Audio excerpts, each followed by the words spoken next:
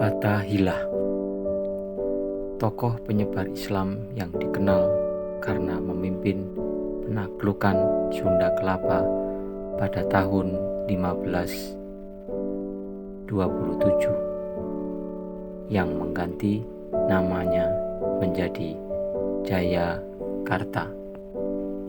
Penaklukan salah satu misinya untuk menyebarkan Islam ke Jawa Barat.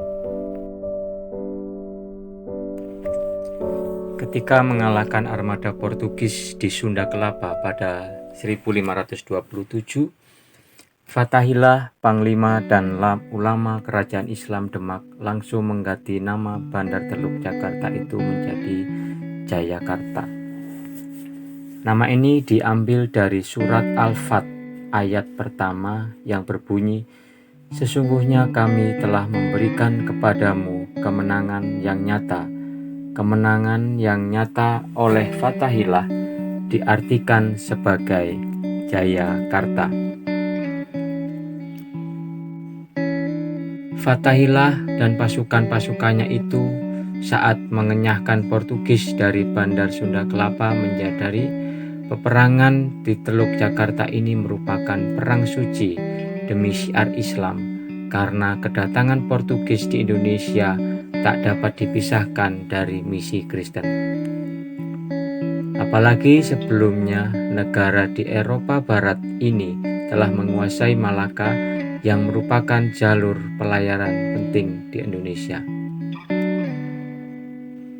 Mr. Hamid Al-Ghazali dalam bukunya Politik Belanda terhadap Islam dan Keturunan Arab di Indonesia tegas-tegas menyebutkan bahwa kedatangan Portugis di Indonesia tidak dapat dipisahkan dari kelanjutan Perang Salib.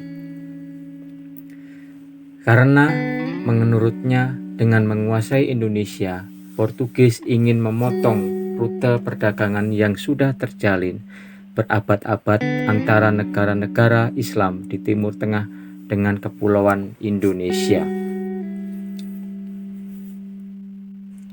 Portugis berpendapat akibat menguasai rute perdagangan rempah-rempah di Kepulauan Indonesia inilah menjadi sumber kekuatan ekonomi dan politik negara-negara Islam.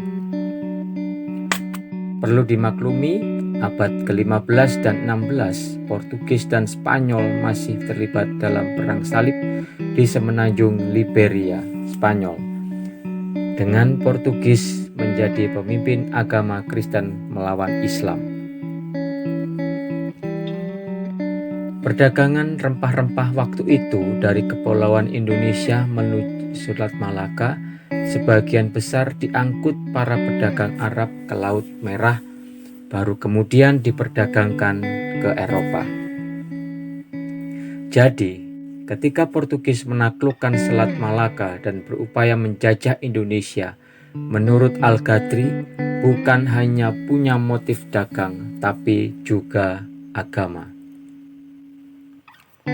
Hampir satu abad setelah Portugis diusir dari Sunda Kelapa, Gubernur Jenderal J.P. Chun 1615 saat menaklukkan Pangeran Jayakarta sekaligus membakar keraton dan sebuah masjid milik pangeran dan anak buahnya.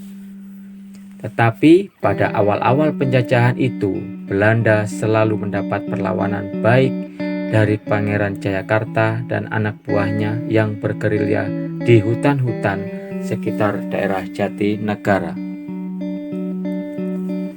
Perlawanan yang lebih dahsyat juga datang dari Kerajaan Islam Mataram. Selama 2 kali mengirimkan ekspedisi militer ke Jakarta, disusul dengan pasukan-pasukan dari Kesultanan Islam Banten. Di Indonesia, Belanda menyadari kenyataan sebagian besar penduduk negeri yang dijajahnya itu beragama Islam. Berbagai peperangan seperti Perang Padri di Sumatera Barat, disusul Perang Diponegoro, Perang Aceh, semuanya tidak lepas dari ajaran dan semangat Islam. Masih banyak lagi pemberontakan yang dilakukan para pejuang Islam yang membuat repot pemerintah kolonial. Setelah kedatangan Snok Horgonje pada tahun 1889, tokoh Kristen yang menguasai bahasa Arab dan pengetahuan Islam dan mendalam, ia dengan politik Islamnya berhasil menemukan seni memahat dan menguasai penduduk yang sebagian besar Muslim itu. Demikian cerita singkat dari Fathahillah. Terima kasih, semoga bermanfaat.